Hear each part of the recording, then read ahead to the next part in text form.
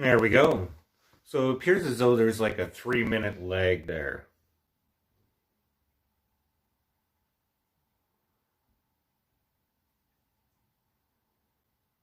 Don't know if that's just because things are a little bit slower, but we'll just have to wait and see.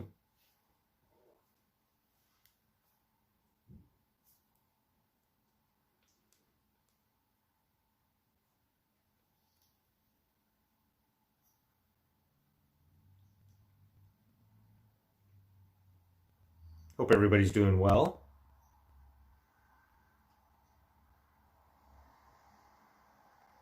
Hope everybody's doing well. Okay, so the lag time isn't that too bad. So let's just see if some people jump on and ask any questions, and we'll go from there. Hope everybody's doing awesome out there, staying safe. I'm glad we're going to be able to test drive this out and just see what happens.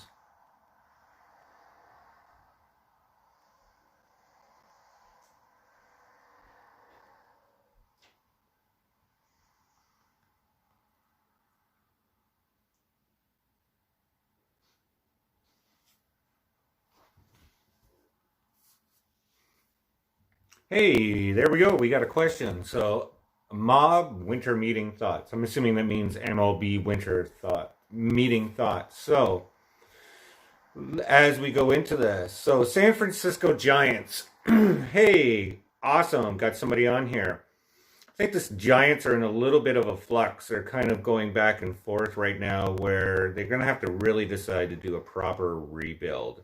And I know they've been kind of scratching at that and when Bumgarner and co. But just how competitive it is out there right now with the other teams being so aggressive. If I was a Giants fan, I would be going out for an all-out sell. Just suck it up. I'm a Jays fan, so we just went through it and go from there and just do that slow rebuild from there. Yankees center. Oh, my Yankees. I'm a Blue Jays fan, so I think the Yankees and the Blue Jays, they kind of go hand in hand together, that competitiveness. But there's one thing that a Blue Jays fan and a Yankees fan can agree on, and that is our hatred for the Boston Red Sox. And boy, oh boy, are the Red Sox going to implode this year. They are actually, in my opinion, and I always say it's just my opinion, but I think they're in a worse position than Baltimore right now. Baltimore has been really aggressive on just understanding that they have to do a rebuild. And if they could get Chris Davis out there, they would. So the Red Sox, in my opinion, just have to bite the bullet, do that full-on rebuild, and then just play catch-up when the Yankees start to really age. So, Yankees, what do you guys need this year? Well, I know you guys are going to get DJ.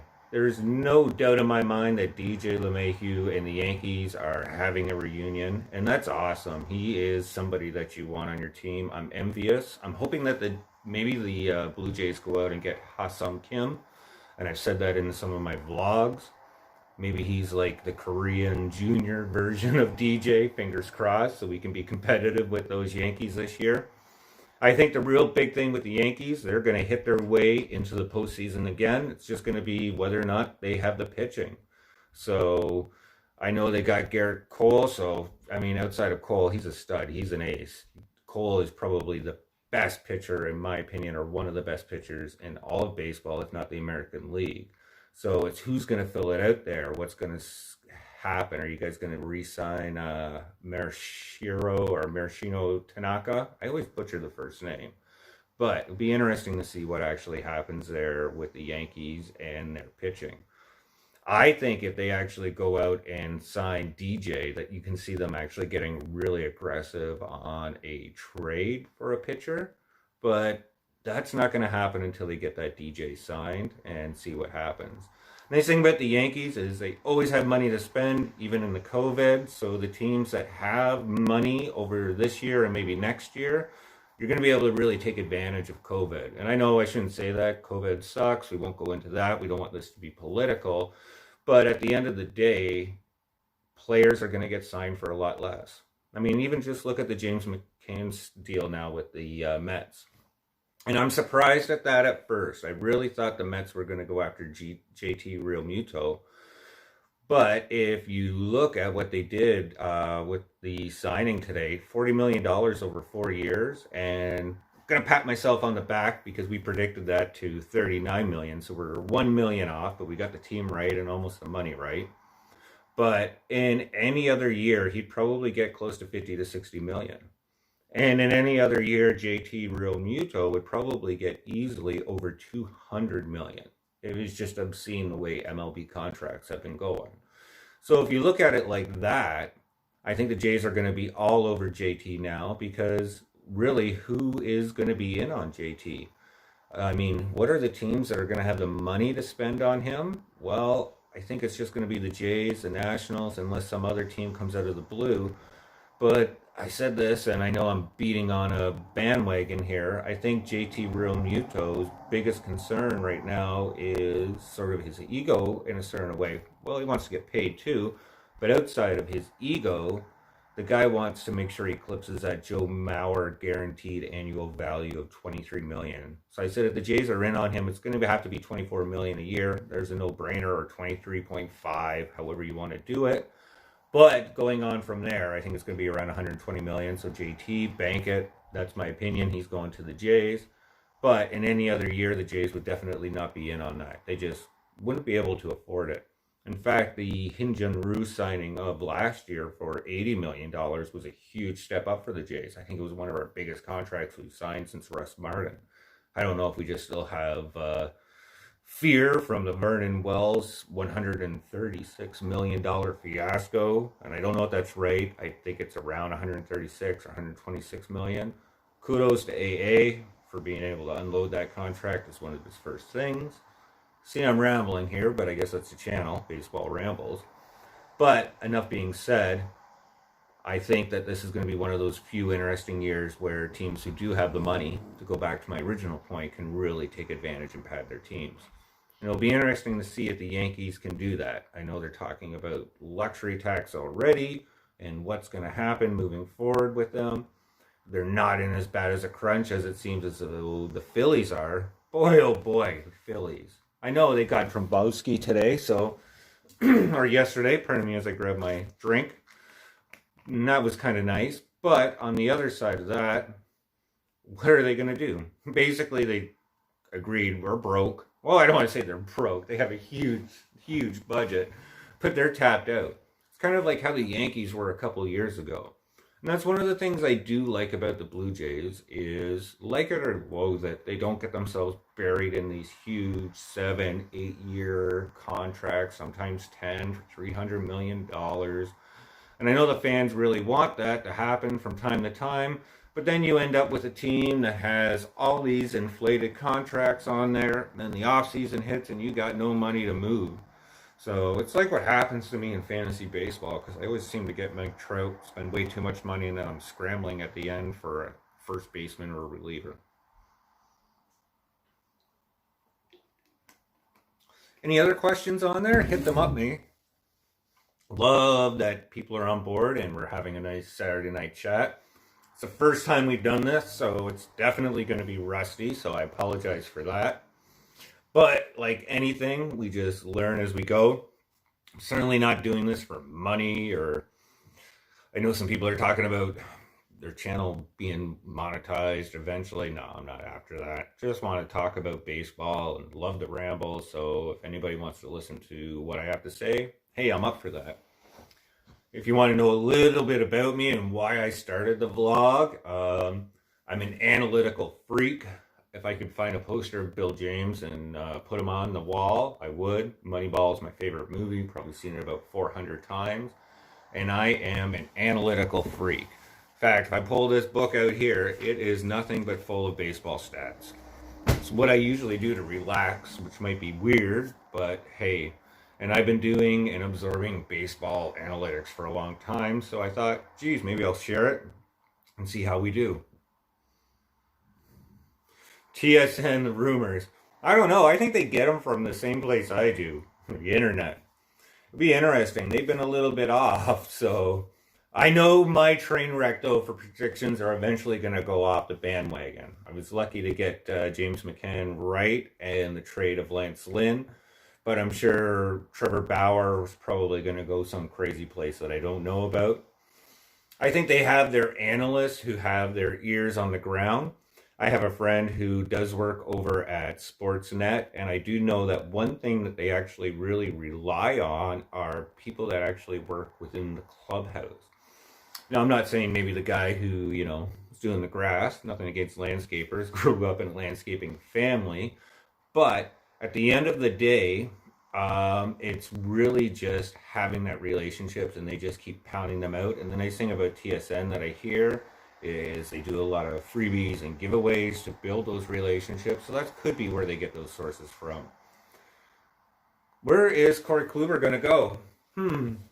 You know what? I could see him. He's either going to be a back-end rotation piece for somebody who wants to do a rebuild, but I could see him actually heading over to a place like the Athletics or maybe even the Red Sox.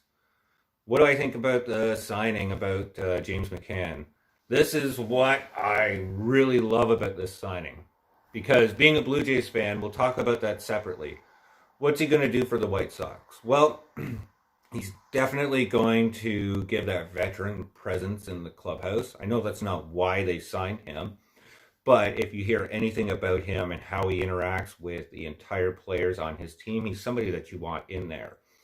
Additionally, what I know about him is even though his defensive ability behind the plate has kind of slid a little bit, he's still a stud behind there. So he's somebody who's going to be able to continue to develop that relationship with the pitchers.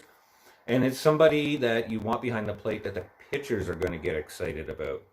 So when you have, Noah Syndergaard coming back from Tommy J surgery, and he has that little bit of uncertainty about how he's going to throw, having that relationship with McCann behind the plate, I think is really going to help that. Especially with Marcus Stroman as well, somebody who's had his ups and downs and his injuries, really having that veteran presence there again, and that relationship will help. Whether or not Stroman will actually listen to it, nothing against Stroman, he's just a wildcat. We'll see what happens. And the great thing about this is by signing him to $40 million, I think it's easily now to predict that the Mets are going to get George Springer. It's a no-brainer. The only reason why the Mets and George Springer haven't come to an agreement yet is George Springer's one of those premium. He's a top 5 agent this year. So pardon me, he's just going to wait and just see if anybody comes a little bit higher.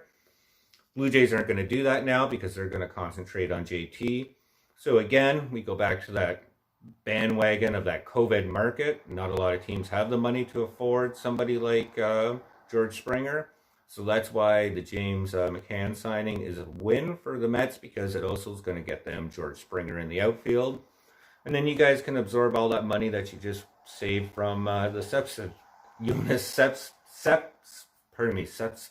deal. Jeez, that's a tongue twister. And all the money he forfeited from his PED, we'll say, absence from the league. So that's exciting. And now the Jays get JT realmuto. That's going to be another awesome thing, because the nice thing about the Pittsburgh Pirates, they've been kind of blunt about, if they do trade Joe Musgrove to the Blue Jays, that they wanted some of our catching depth. Now, I don't think it's Giano. I think it's going to be Kirk that they would want, and that's no problem. Now that we got JT, we don't need to really keep Kirk there because he's going to clog it up. So I think additionally, with the James McCann sign, it leads ultimately like a butterfly effect to Joe Musgrove to the Blue Jays. So next question, reliever market. Oh, this is interesting because I've just been starting to do some more research into this, because I can't believe Cleveland decided to decline Brad Hand to begin with. $10 million for a guy who had a established record, ERA, right down there. I think he was around 3 last season. I know it wasn't as low as some of the closers, but he's definitely somebody you wanted in the back end of your rotation. So it makes you wonder what's going to happen with Cleveland next year moving forward. I wouldn't be satisfied with the bullpen that they have. And maybe they thought they could do an upgrade, but there's really not too many upgrades unless you're going to go out and sign Liam Hendriks. And that's who I would love to talk about, because with Liam Hendriks, being a Blue Jays fan, we cry when we mention him because we traded him away. So it's what could have been. But I think he's going to ultimately end up over at the White Sox. I think that's going to be the last cherry that they're going to put on their sundae of a season. They're going to get that Liam Hendriks signed deal done. It's probably going to take a while because he might wait it out to see how much money he can get. And it's probably going to be around 3 years, $30 million, if I had to predict correctly.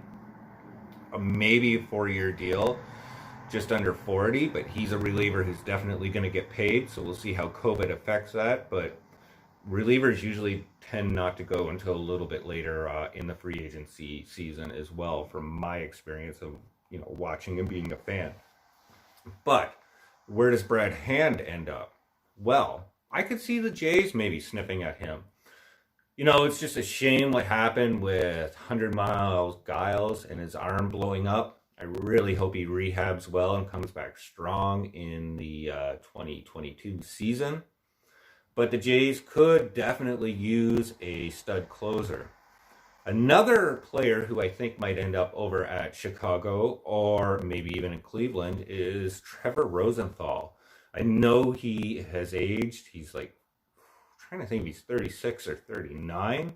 I know he had an awesome season, a rebound season that everybody thought he couldn't put together.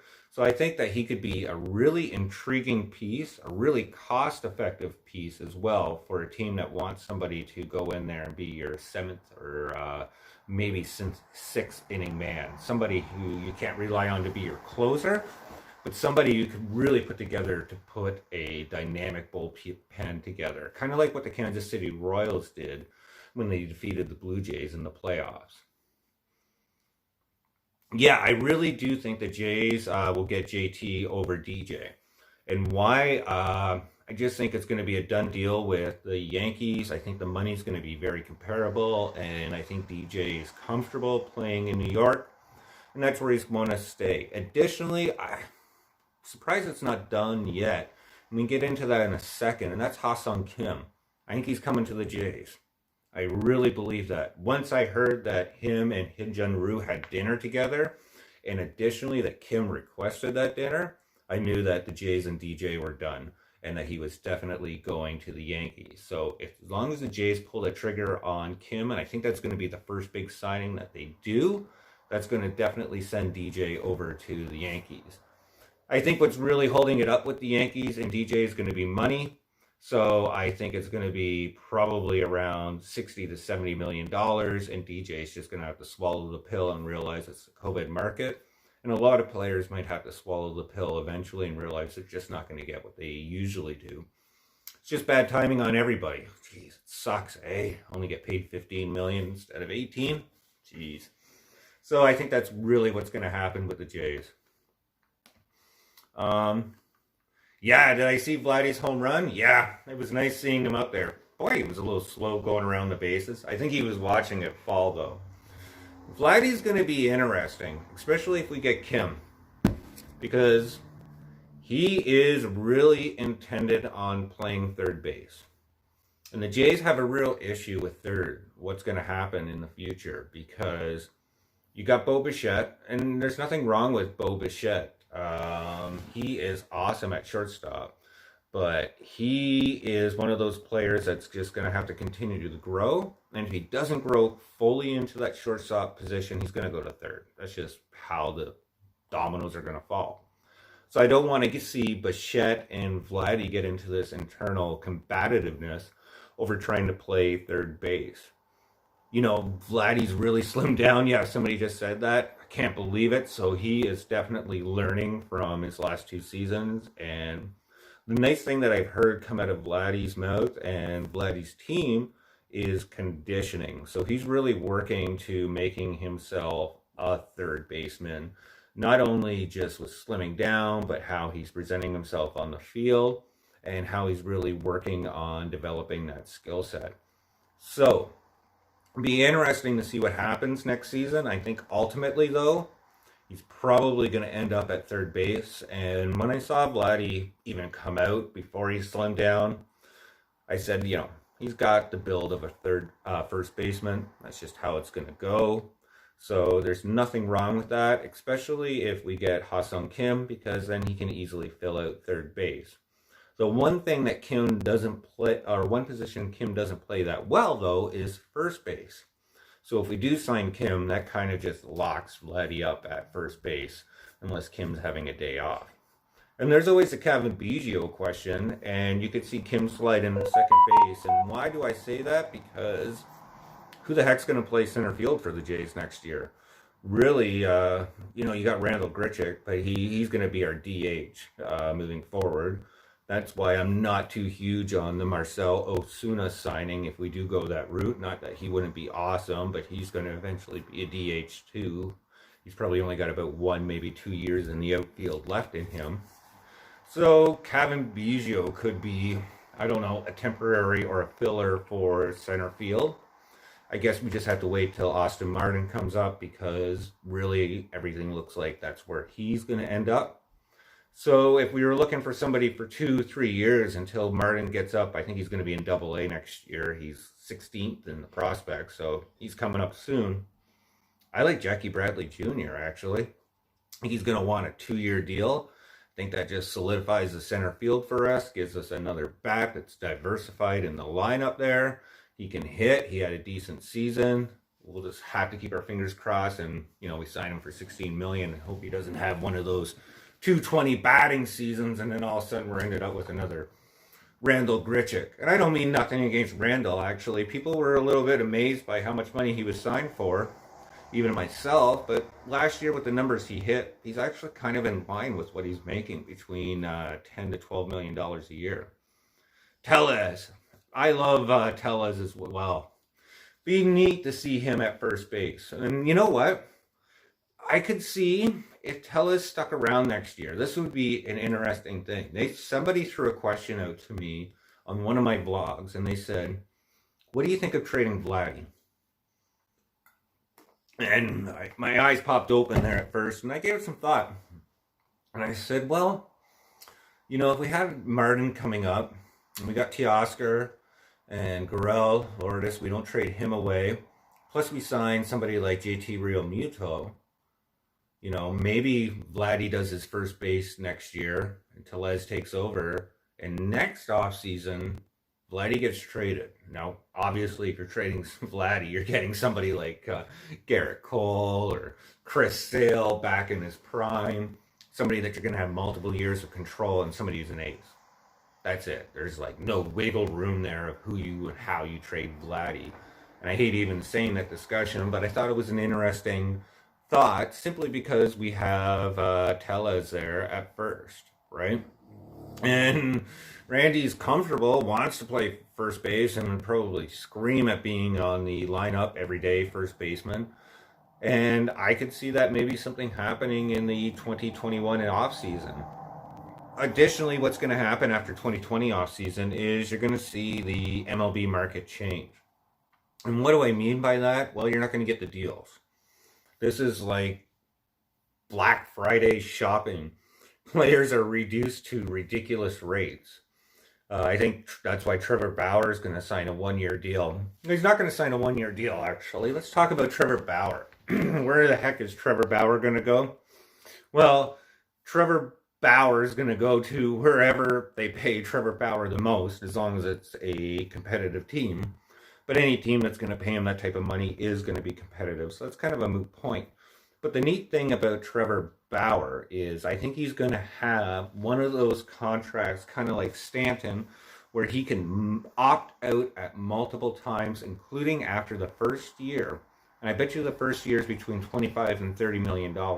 That's why I'm not huge on Trevor Bauer, because you don't know what's going to happen with him. He's the ultimate roulette gamble. He could pay off huge, be the ace on your team, and he probably will. But you might end up just signing and investing all that time for 1 year of service, and then he's gone. Boom. So I think with Trevor Bauer, I think you're definitely going to be looking at a contract over $200 million, even with this COVID season, with multiple opt-outs along the way. And I'm not sure exactly where he's going to go yet. I know some people have said the Padres, but I really think the Padres are going to make the trade for Snell. So I could see him actually heading out west to some team there, but it'll be interesting to see what happens. Another huge contract that somebody brought up to me was Nolan Arenado's contract at third base. And they said, the Jays need somebody at third base.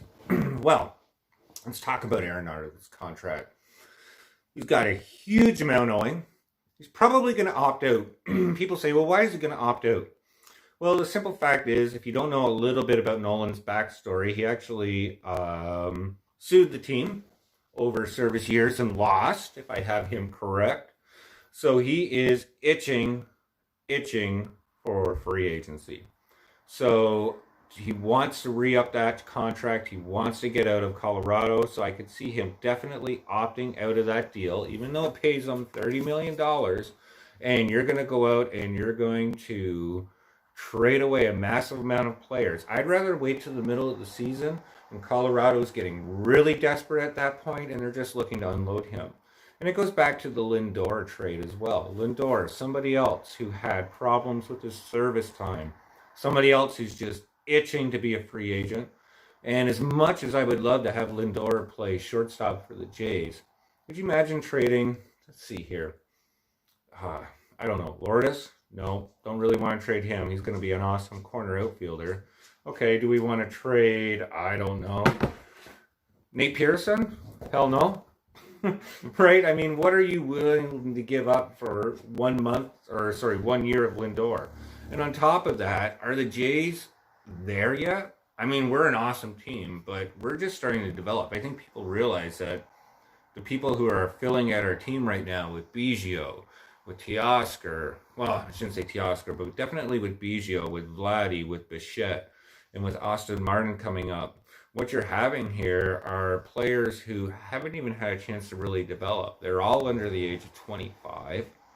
So their best years are yet to come. So I would look at next year as being a year where the Blue Jays definitely set their sights on being a postseason team and trying to get past the first round. And I say first round because I do think it's going to be an 8-rounder again. It's the only way that the teams are going to make up some of that money. And I don't mind having the 8-round playoffs. To me, that was exciting. So I was kind of pumped that was one of the things that came out of the COVID season. Yeah, we'll take this one last question here, and then I'm gonna get off here for a second. But I like this question. That's signing Vlad and Bo to long-term deals, and I completely agree to both of those things. But it's interesting because we all knew that Bo was going to come up and be a great player. And then we saw Vladdy come up beforehand. And Vladdy, I almost feel bad for him because he had such monstrous expectations. They were comparing him to Mike Trout. And he said he's going to come up, he's going to hit 40 home runs and, da-da-da-da-da-da. And he struggled a bit. And that's fair. Most players as young as him should struggle at the plate. It's just an anomaly when you get somebody who comes up and just starts swinging so productively so quickly. And I'm not worried about Vladdy's bat. As we said, he's talked about it earlier tonight. He's slimmed down. He's conditioned awesomely.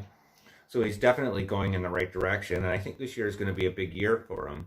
But going back to my original point here, it's going to be interesting to see how the Vlad and Bo contracts and the extensions work. They're actually going to be very comparable. I don't want to get into that competitiveness between the two of them again because I don't think it will come down to that. But I think the Jays really need to take this last season. This will be the last season where I think they get him at a league minimum for $1 million probably to play the year or just slightly over. And in the next offseason, they absolutely need to re-sign them. And if they had to re-sign one, I would actually pick Bo Bichette. But I don't think they will have any issues. Players are pretty good at that point. So for me, it's not going to really come down to money for them. It's going to be coming down to how many extra years. We don't want to sign Vlad and Bo to one of those deals. And if you recall, when we signed Josh Donaldson, it wasn't actually an extension. What we did was we actually just locked him up for a certain amount of money, I think for his last 2 years. That way we didn't have to go through the arbitration process with him, which is awesome. But I don't want that with Bo and Vlad. What I would want is, if we're going to go down that route of making that contract extension with them, it should be an extension where we actually maybe get an extra year or two out of them. And them being such young players, we can manipulate that in a way so that we can have a decent contract that would be between, I think, 6 to 8 years in total length with their arbitration years and the extension, and get both those guys on the free market before they're 30. And why do I say 30?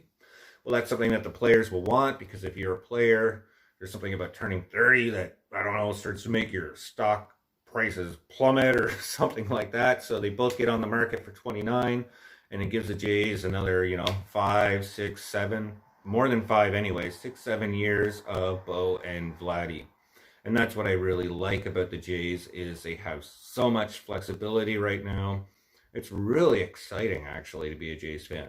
I'm more excited about this group coming up than the Edwin group and Jose Bautista, but I think that's just because Jose Bautista and Edwin was such a surprise, and Donaldson getting traded just caught us all off guard, how quickly we arose to the playoffs there. But this has been one of those situations where we really kind of grown the talent, sowed the seeds, and now we're really watching that blossom. Thanks for tuning in, everybody. We went on for 34 minutes. This was our first chat, so that was totally awesome. I really appreciate your support.